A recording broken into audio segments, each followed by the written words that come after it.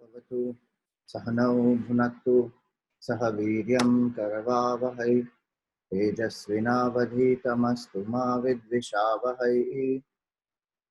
ॐ शान्ति शान्ति शान्तिः। ॐ सदाशिवसमारम्भां शङ्कराचार्यमध्यमाम् अस्मदाचार्यपर्यन्तां वन्दे गुरुपरम्पराम्। श्रुतिस्मृतिपुराणानाम् आलयं करुणालयं नमामि भगवत्पादं शङ्करं लोकशङ्करम्। समस्तजनकल्याणे निरतं करुणामयं नमामि चिन्मयं देवं सद्गुरुं ब्रह्मविद्वरम्। सर्ववेदान्तसिद्धान्त गोचरं तमगोचरं गोविन्दं परमानन्दं सद्गुरुं प्रणतोऽस्म्यहम्। So we are seeing the glory of this self-knowledge, and in that it was said that not by karma, not by yoga, not by upasana, and not even by Sankhya, a person will know the truth unless Brahmatmaikya Bodha happens. So a lot of discussion is there in our scriptures about why karma cannot lead to realization. So it is said that when we do any karma, it has 4 effects. The result, the action when it is done, the result of that can be any of the 4.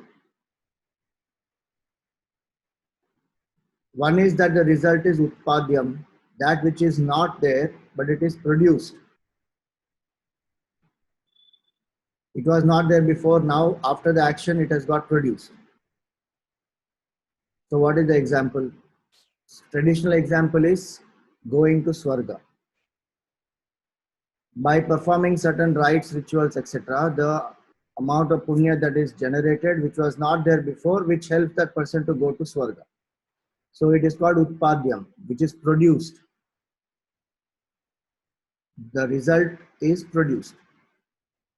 Second is, it is apyam. It has to be attained by certain performance of actions. A skill which was not there, that is gained, apyam. So by continuous chanting of the Vedic mantras, learning the Vedic chanting, the particular skill is gained.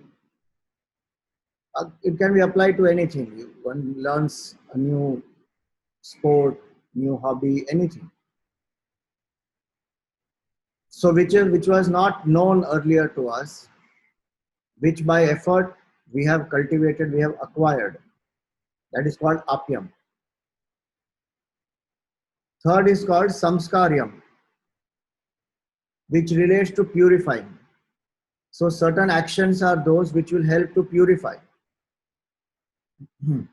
Like that gold ore is put in the fire.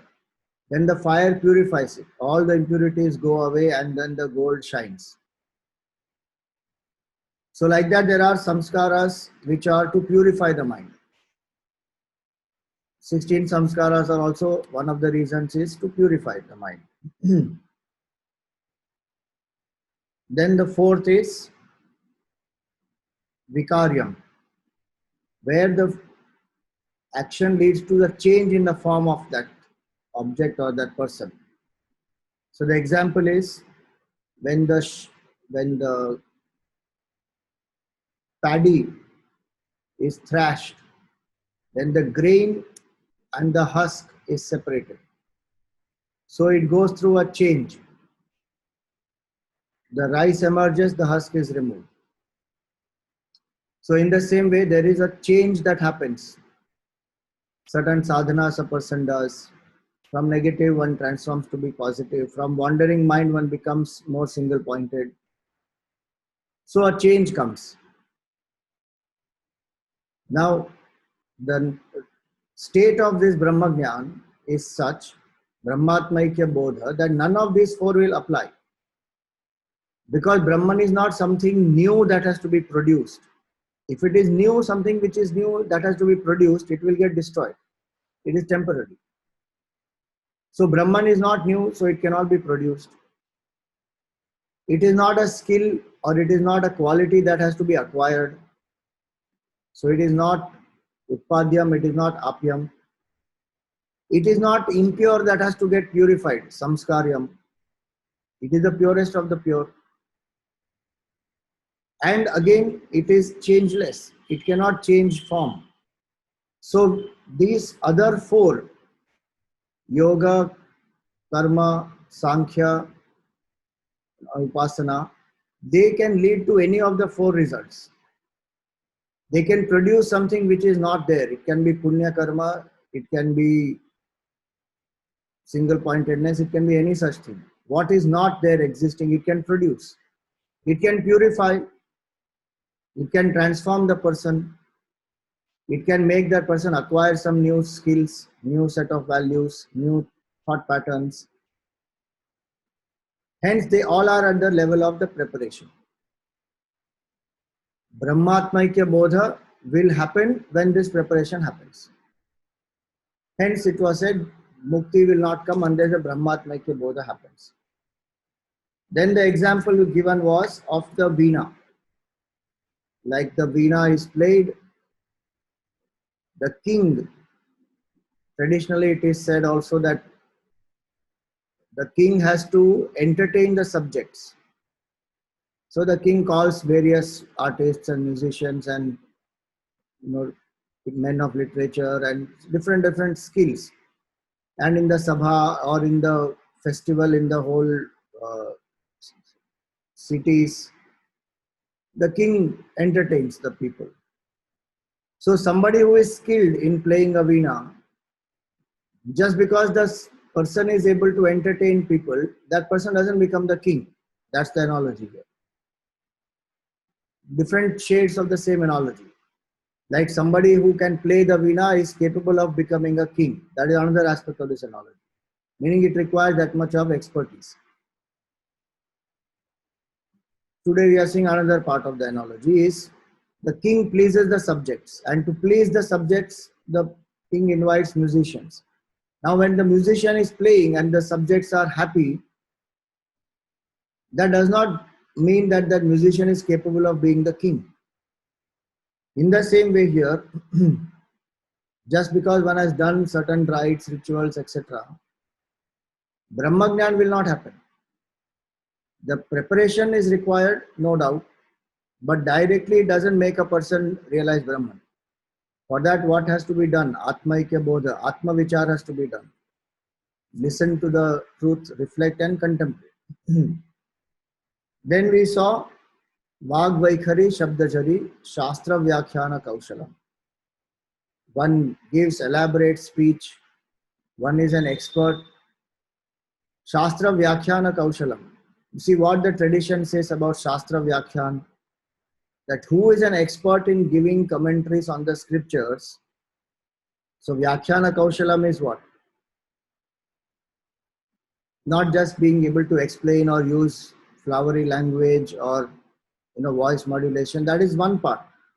Traditionally, Vyakhyana Kaushalam is, see here they say that it includes 5 aspects. First aspect is one should be able to split the words correctly. Padacheda it is called. If you see Puja Gurudev's commentaries on the Upanishads, on the Gita, especially the individual books of the Gita, every shloka, the Padacheda will be done. The words are split so that a person knows, okay, this is what the meaning is of the word. Urdhva Mula Madha Shakham. So Urdhva Mulam Adhaha Shakham. Split. And word meaning is given to each. So that is called Padacheda. Then Padartha Uktihi. That's the giving the meaning. Padacheda is to split, Padartha Ukti is to give the meaning. Then Vigraha, so splitting the compounds.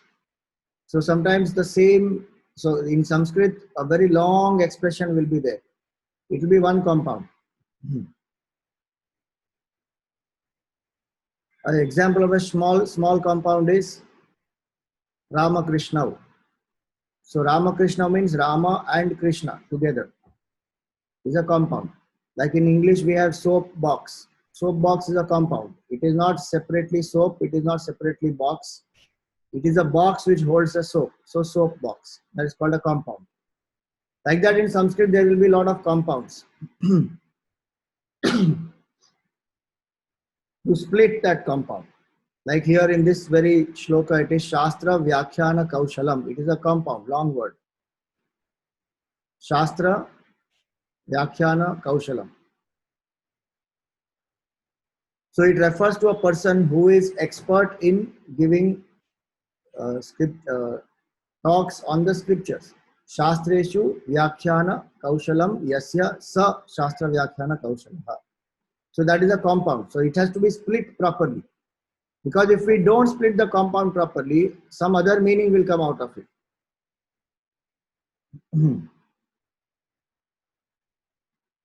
Suppose the same word, if we split, not referring to the person who is expert in speaking on the scriptures, but if you refer to this compound as a scripture, then the meaning will be a scripture which tells about an expert person who speaks. It will come, that meaning can also be taken. So suppose Hanumanji is an expert communicator. Now the scripture enlists what are the qualities of this expert communicator. So the same compound can mean a person who is expert in speaking on the scriptures, or it can mean a scripture which is talking about an expert person. So now that's called the skill to split the compound properly. So Padacheda, Padartha Uktihi, and then Vigraha. Vigraha is splitting the compound. Fourth is Vakya Yojana, giving the connection of the sentences. See, in Sanskrit language, we don't have punctuation mark. Traditional Sanskrit doesn't have any punctuation marks. So no comma, no semicolon, no colon, no dash. There is not even a full stop, traditionally speaking, no full stop. So how do we know where the sentence ends and where it begins? By context, one will know. By tradition, one will know. Earlier, that's how it was passed on. So people know. Nowadays, it is all introduced so that it has become more easy. So that's why in the traditional qualifications of an expert speaker, this is given here, Vakya Yojana. Also because in Sanskrit, the subject, object, verb don't have to be in a particular sequence. It can be anywhere. In English, if you say, I am eating food, then the subject, verb and the object is there. We cannot say food, food eating, I am. That we cannot change the sequence. But in Sanskrit, you can change the sequence. Aham annam khadami, annam aham khadami, khadami aham annam. Any way you can put, the meaning will be the same. But when there are many sentences put together, then the order can become confusing, which one to match with what. So that is again Vakya Yojana, to arrange the words and make a proper sentence and to give connection. Like now these verses which are there. What is the connection of this verse to the next verse? What was the connection of this verse to the previous verse? So a logical thought flow.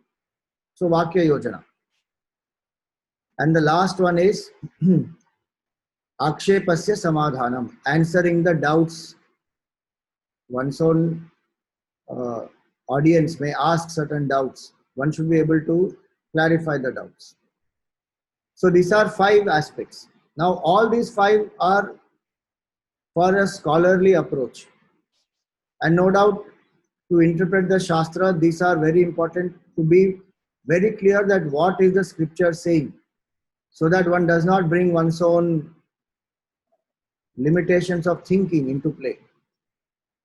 So as far as communicating what the Shastra is saying, these are very important. But by itself, these need not result in Brahmagyan. Vag Vaikhari Shabdachari Shastra Vyakhyana Kaushalam. Vaidushyam Vidusham Tadvat.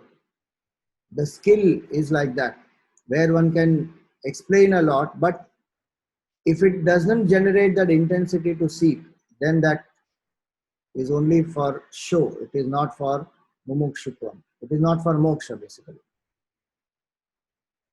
That led us to the next chain of thought, which said that what is the purpose of the scripture? Avijñāte pare tatve shastradhitistu nishphala. If I don't know the truth, the study of the scriptures is useless. Meaning, the study of the scriptures must lead me to intense seeking. Intense seeking will bring me the knowledge of the truth. Then the study of the scriptures is fulfilled. Merely studying for the sake of studying without having that intensity, or studying only because I want to learn one more subject, I want to express to people how deep is my knowledge of Vedanta, then the study of the scripture is fruitless. Shastra dhitistu nishphala. And if I have realized the truth, then the study of the scriptures is again fruitless because I have already attained the result. Then if I read, that is just for, like a Mahatma used to read Upanishads. So a seeker asked the Mahatma that you are already established in the truth. Why are you reading the scriptures? And the Mahatma said very nicely, he said, I want to read my own glory. What is the scripture telling about my glory? Let me read. Now it is like a accomplished person, let us say Hima Das or a Sachin Tendulkar or any such accomplished person who has achieved a certain record, opens the newspaper and reads, okay, what is the newspaper saying about this? It's like that. A realized master opening the scripture and reading. The person doesn't need, but the person reads, okay, because one wants to just see what the scripture is saying. So for that person, the study of the scriptures is useless because already person has reached that state. So the shloka here is to tell us what should be our attitude to study the scripture. It is not to tell us that we should not study the scripture. Some people make that wrong conclusion that anyway, if you have not realized the truth, study of scriptures is useless, and if you have realized the truth, study of scriptures is useless. So I might as well don't study the scripture. No. Now, having said that much, there is a warning now that when we study the scriptures, the seeker must be very alert. It is verse number 60. Yes. So, Shabdajalam Maharanyam Chitta Brahmana Karanam Ataprayatnat Jnatavyam Tatvajna Tattvamatmanaha Tattvagnaistatvamatmanaha. So he says Shabdajalam Maharanyam. There is a huge forest, Maharanyam. What is that huge forest? The play of words. What will that do? Chitta Brahmana Karanam. The mind will get lost in that. In the huge web of words that the scriptures have, it is like a forest in which the mind can be lost, the mind can be trapped. Shabda Jalam. Jala is to refer to a trap. Maharanyam. Either one can be trapped in that or one can be lost in that. Chitta Brahmana Karanam. The mind of the seeker can get lost, can get trapped in the web of words. Ata prayatna jnatavyam. One should know by effort this truth. Not get just carried away by certain expressions, certain scholarly approach, certain argumentation. One should not be carried away by that. Chitta Brahmana Karanam. Ata prayatna jnatavyam. One should put that effort to know the self. Tattvajnaihi Tattvamatmanaha. Tattvajna here is the knower of the scriptures. What should the knower of the scripture strive for? Tattvam Atmanaha, to know the absolute self. So the prayatna has to be put to know the absolute self. See, the study of the scriptures is, like we spoke earlier, it is like the map. One cannot be lost in the map. One can use the map and start walking. That is called the prayatna.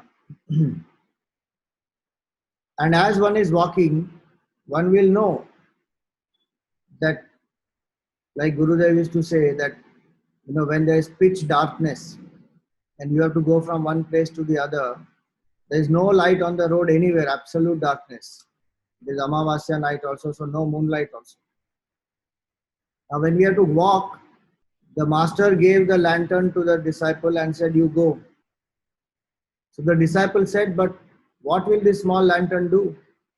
The road is so long, there is no light anywhere. Small child. So the master said, don't worry, you hold the lantern, 4 steps will be illumined. When you walk those 4 steps, another 4 steps will be illumined. In that way, in small steps as you go, the whole path will be illumined by this small lantern. So in the same way, when we use the Shastra, it is like a lantern and we are walking. As we walk, more and more light is thrown, more and more we see what is the circumstance around. And we keep adapting, keep walking. So the Shastra is to be used for that. There are 2 types of people. So 2 types of people went to Lord Buddha, Gautam Buddha, and one group believes that we must not change the scriptures at all. And the other group believes that no, the scriptures must have a flexibility. By changing times, they should change. And there's a lot of quarrel between both these groups. So both of them went to Buddha. So to the first group, which said that the scripture should not change at all, Gautam Buddha gave a shirt to one of the team members and said, you wear this. Now when he tried to wear that shirt, it was very, very tight and he couldn't wear it at all. It was 3 sizes lesser than his size. So Gautam Buddha took out a knife and he said, chop this man to fit the size of the... So the people were surprised, saying, what is happening? How can we chop the man to fit the size of the shirt? So Buddha said, that's what you are trying to do. You are trying to fit the man to the scripture. You can use the scripture, and so for the second group, he gave the woolen balls and he gave them that needle and they have to stitch. And they stitched and they made a shirt or a sweater properly to the size of the person. Which is the Shastra is meant for that. There are eternal principles, no doubt. In our culture, we have Shruti as well as Smriti, both. So the study of the scriptures is not to get lost. It is not to get fanatic. It is not to become very rigid. One can be lost in this, in the scholarliness, in the rigidity, in the fanaticism. That is not the purpose. One has to start walking. Atha prayatna jnatavyam. So Shruti is the eternal principle, Smriti is the adapted principles. Shastra combines both. And both these have to be used by the seeker with the main objective that I want to know the truth. So here that's what it is. Shabdajalam Maharanyam.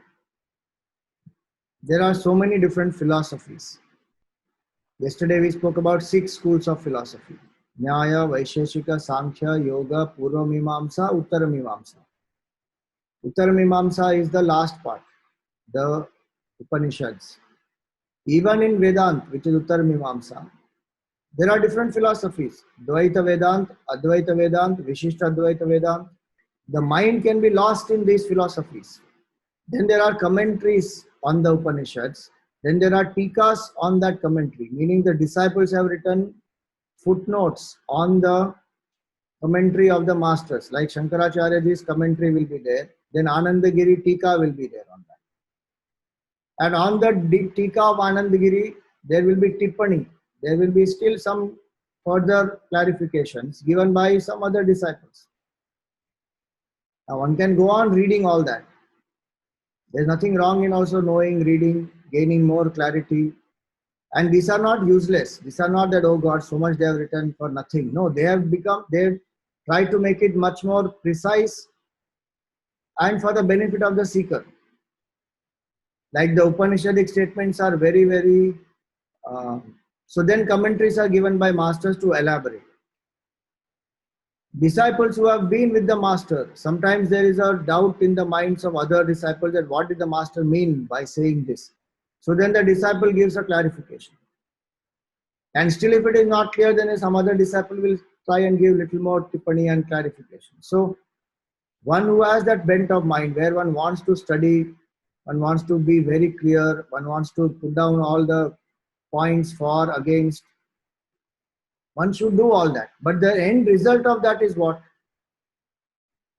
It must lead that person to start walking the path, and the clarity that one has gained by studying the original, the commentary, the tika, the tippani, must make that seeking very clear to that person. If this is what it is, this is how one walks, this is the path, this is the way to transcend the BMI, realize the truth. So it is not meant only for arguments, trying to defeat somebody, trying to prove that my opinion is greater than everybody else. It is not for that. One can easily get caught in that. Shabdajalam Maharanyam.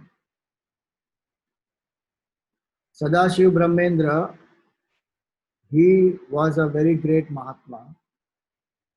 But he was an intellectual like this, who used to have lots and lots of arguments, discussions, and go deep into one subject. Hair-splitting argument it is called. So subtle. One day he was having these arguments. His teacher came. And the teacher just said, shut up. Means keep quiet. Chumma iru. Just keep quiet. And Sadashiv Brahmendra, at that very moment, he just stopped his thoughts, went into Samadhi. First experience of Samadhi. He explicitly obeyed the instruction of the teacher. Teacher said, shut up. So he shut all the thoughts, went into Samadhi. When he came out, he was so full of gratitude for the teacher, because he said that I made my intellect sharp with this, but I couldn't go beyond. And with your grace, I went. And when he experienced that, then his argumentations, etc. stopped, and more time he started spending in turning with him.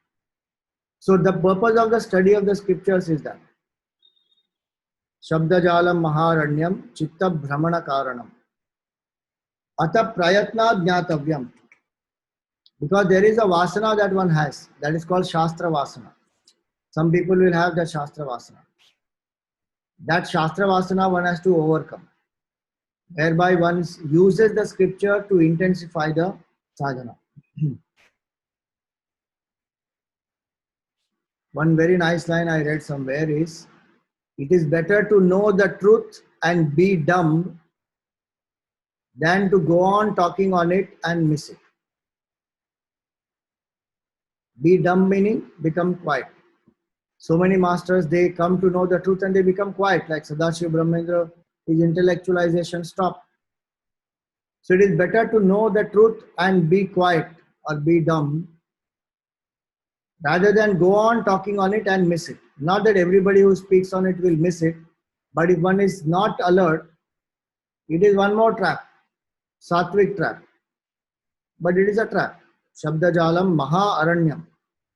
In a forest, when we go, what happens? What we call as a Digbhrama. Digbhrama means the confusion of directions will happen. That which way should I go? Because there are trees all around. And one has gone deep inside the forest, one has got lost. Now one doesn't know which way to get out of the forest. Because the confusion of direction also happens sometimes because it is so dense that one cannot see the sun also. Otherwise, using the sun, one can make out some directions. But sometimes one is in such a dense forest, one doesn't know where is the sun. And one doesn't know which direction one has to go out now. That's called Chitta Brahmana Karana. So in a forest, when a person is lost, direction is not known, then what should one do? How terrible it would be. The scriptural argumentation can be like that, where the disciple or the seeker can be completely lost. The sun of seeking is not there, so the person is lost inside that. How does that person come out? Traditionally, what people will do, use some tool, whatever one can get, or some bark of a tree or a branch or something sharp, and start marking some directions, and then one comes out. Or some person comes along and then guides that person out. Anything can happen. In the same way here, if the scripture is not used properly, person can get completely lost. But if the scripture is used well, it will make that person intensify the seeking. Ata prayatna jnatavyam tattvagne tattvam atmanaha. Another meaning of this tattvagne tattvam atmanaha is one should learn the scripture from one who is a tattvagna. Tattvagna can mean one scholarly person. He must study the scripture, start walking the path and know the tattva of the Atma. Or tattvajnai tattvamatmana means learn the scriptures from somebody who has already known the truth, so that one will not get stuck in the non-essentials which appear to be very essential. Like when we learn Tattva Bodh. Now when we learn Tattva Bodh, one of the points that comes up is what is Panchikarana is described in that. 5 elements go through mixture. Pure elements go through mixture. Each element will have the rest of the 4 elements in 1/8, 1/8, 1/8, 1/8. So space will be 50% space, 1/8 air, fire, water, earth. Like that every element. Now this is a model which is proposed. Now there can be hair-splitting arguments on what is the use of this model, why this model is like that, is it practical, how can you show this, is it demonstrable? All that one goes into that hair-splitting argument. The purpose of Tattva Bodh is to know the truth, but the mind has got sidelined into so many details about this. If what is a subtle space, what is a gross space? Now the mind wants. Different questions will arise. And no doubt the questions can be addressed to a certain extent. But beyond a point, it cannot be addressed. Because we are trying to ask something which has not happened. Now, how did the snake get produced from the rope? Some theory can be given. But the reality is that the rope never produced the snake.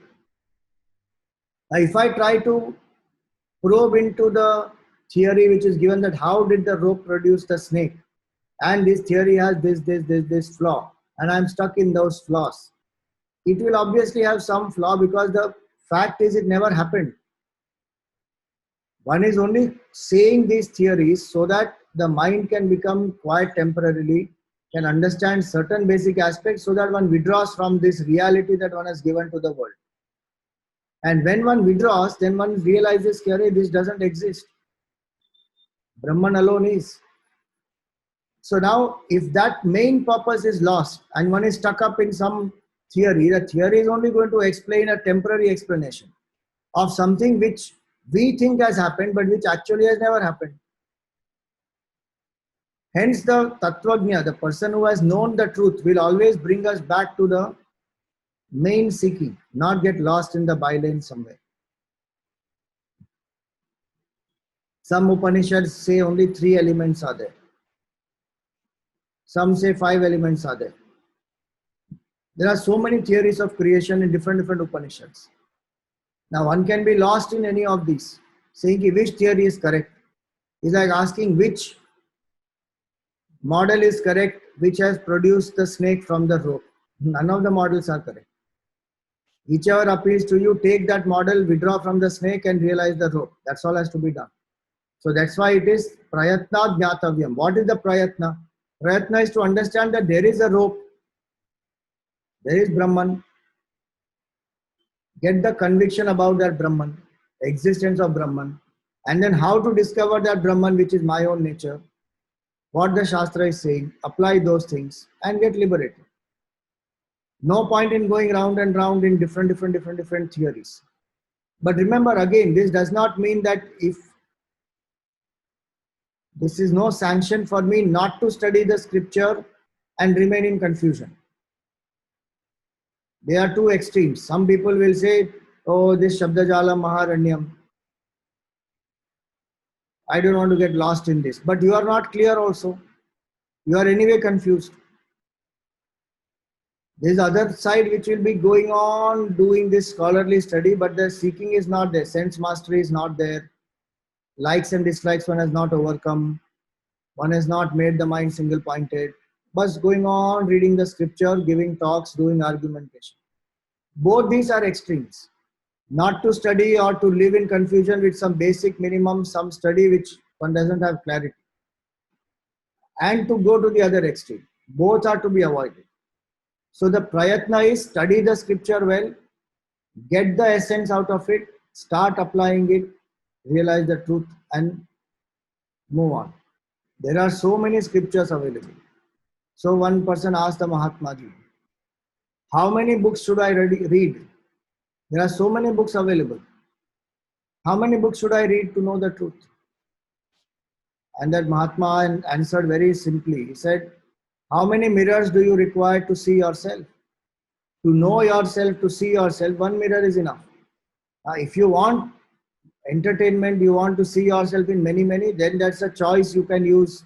Go into a room of mirrors and see yourself in different sizes and shapes.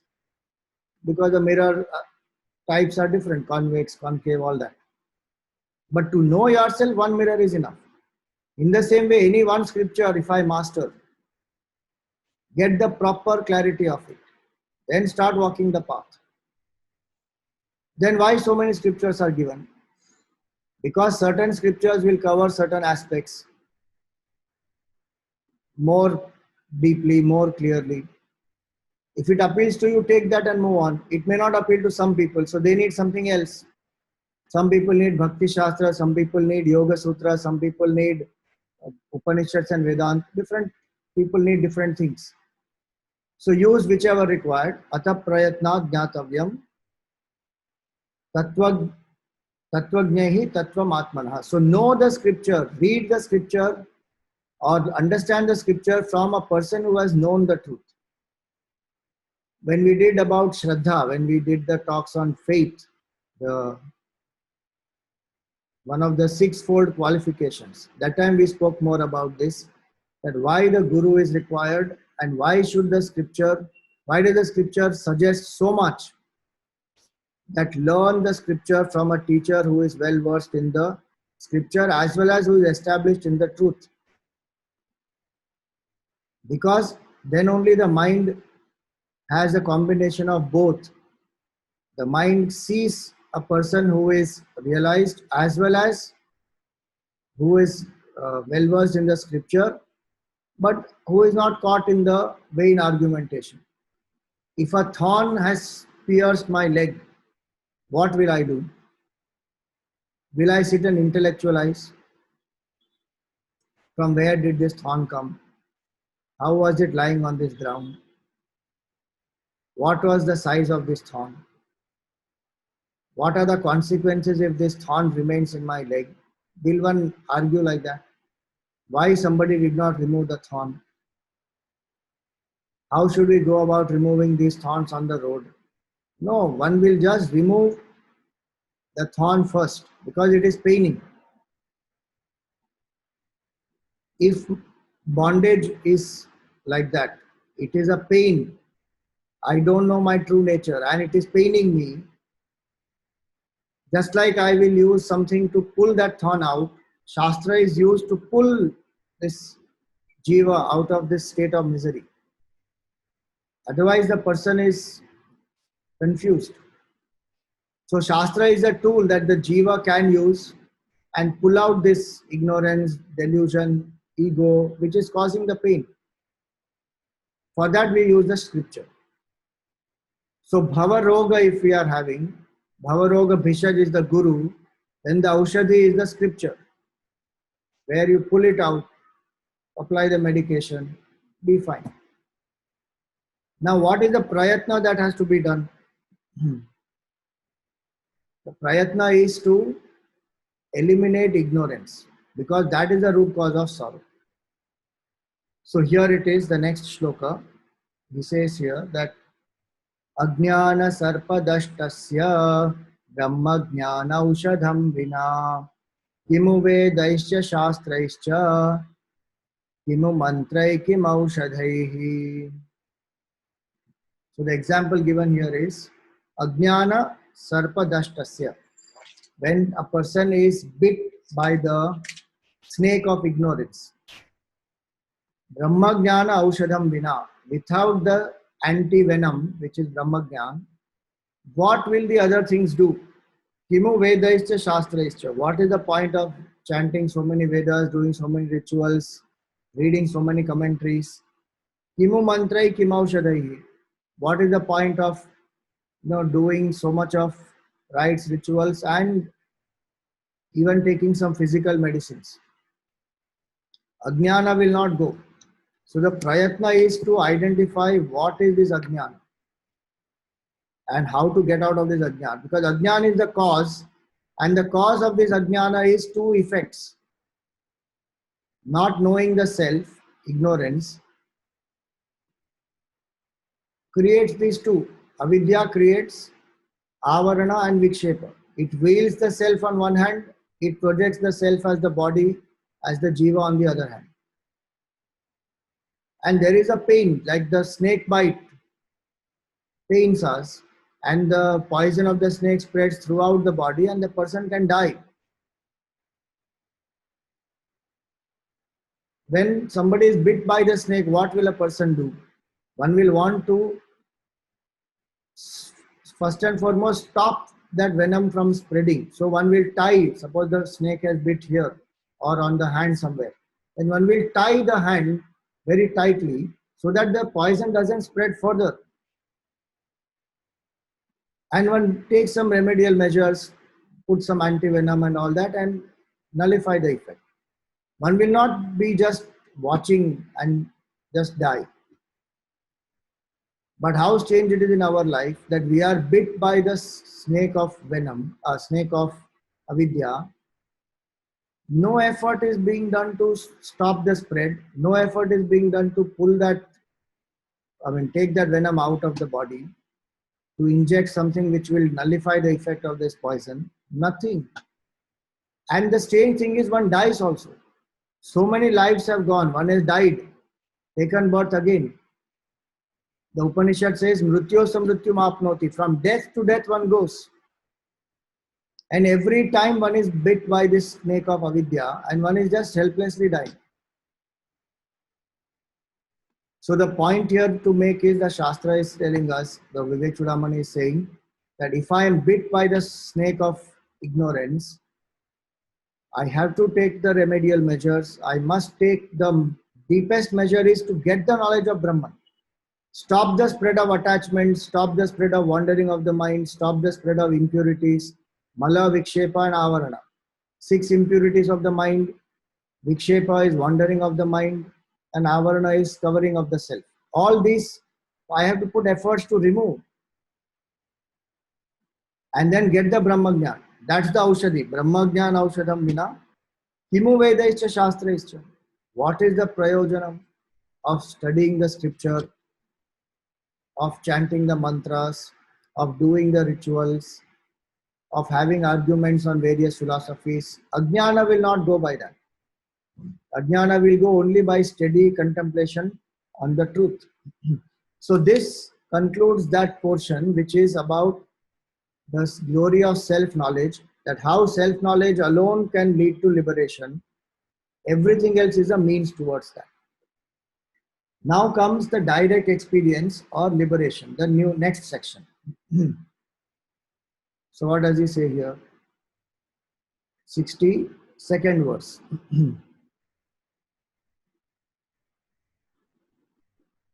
Nagacchati vinapanam vyadhiraushadha shabdataha vina parokshanubhavam brahma shabdairna muchyate.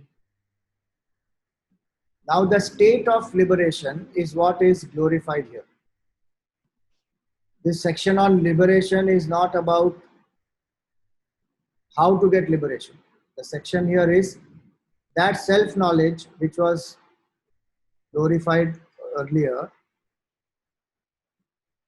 That self-knowledge will lead to what state? That direct experience, that state is most glorious. That is what is being described here. So he says, Na gacchati vinapanam yadhir aushadha shabdataha. Merely by saying medicine, medicine, crocin, crocin, crocin, the fever will not go. What one has to do? Consume it. Now, and that when that medicine is taken, you swallow it, drink the water, then that medicine, it disintegrates in the stomach, and the medicinal value is absorbed in the whole body. Then that disease will be destroyed. It has to become one with the body. In the same way, simply saying Brahman, Brahman, Brahman will not cure this samsara. Vina aparokshanubhavam brahma shabdairna muchyate. One has to have a direct experience where the knowledge has been assimilated properly, like the medicine is assimilated in the whole body. So what is the assimilation? That assimilation is this aparoksha anubhava. Pratyaksha is what I can see through my senses. Where the seer is different, the seen is different. Paroksha is where I cannot see directly, but I can infer based on direct perception. So if the smoke is seen far away, I can't see the fire, but seeing the smoke, I infer that there must be a fire there. Or when we get up in the morning and we see that the road is wet, so we infer that it must have rained. That is called paroksha anubhav. Swarga, etc. are paroksha anubhav. They are not pratyaksha. They are not visible to the senses. But through the scripture, one understands there must be a state like this because there are reasons given in the scriptures, because the masters are speaking about it, because there are some people who have also gone and returned, in what sense, near-death experience they have had.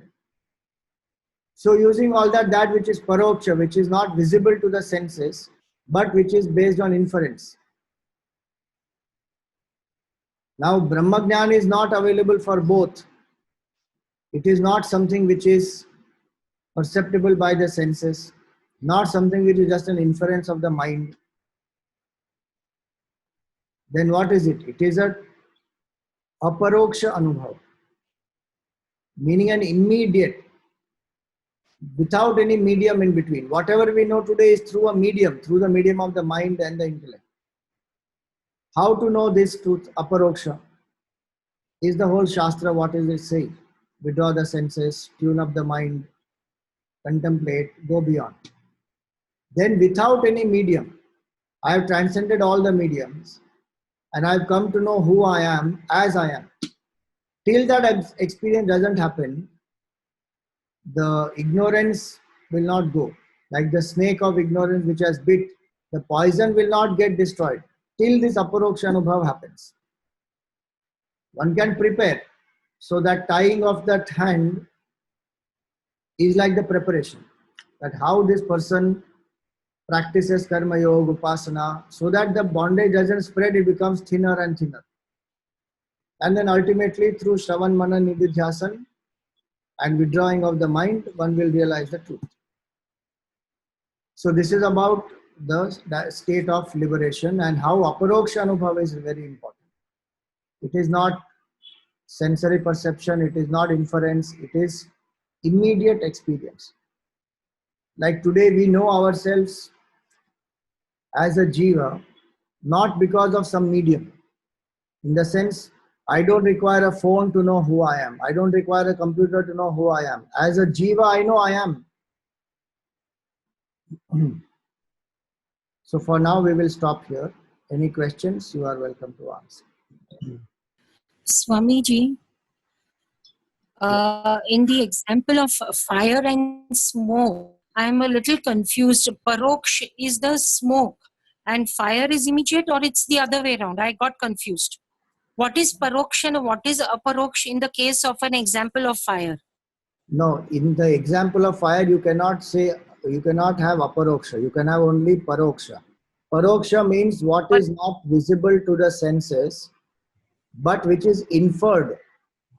So the fire is not visible to the senses. So paroksha is the means actually. Pratyaksha, direct means of perception. Paroksha is the indirect means of perception. It is not about fire. Fire is not called paroksha. The knowledge which arises using the means of perception, that means is called pratyaksha or paroksha. So for example, if I am seeing this computer, eyes are the pratyaksha praman, the valid means of knowledge to see directly the computer. The knowledge that is rising of the computer is called the paroksha jnana. Neither the computer is called paroksh nor the eyes are called paroksh. The knowledge which arises using the valid means, that is the jnana, and the means is the pratyaksha praman here, the direct means through the senses. So in the case of fire and the smoke, I am not seeing the fire,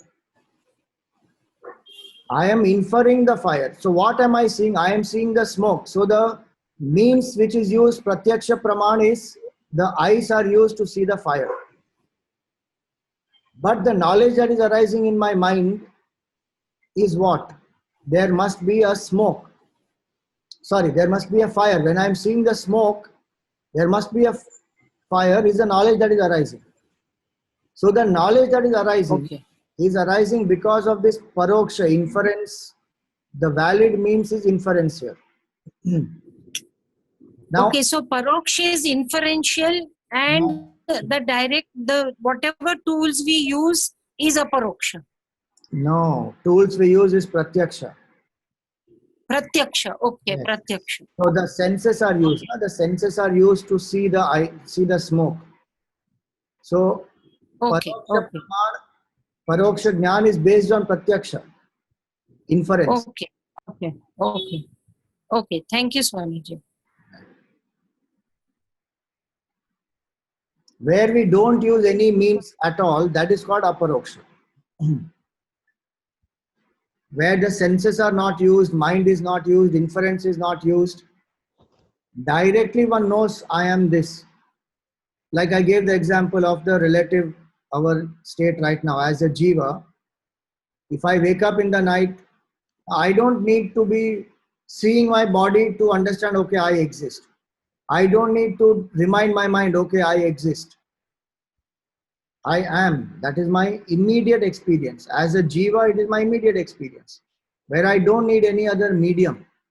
The example may have a limitation, but we should understand the essence, that without any external medium or an internal reminder or some such thing, I know myself directly.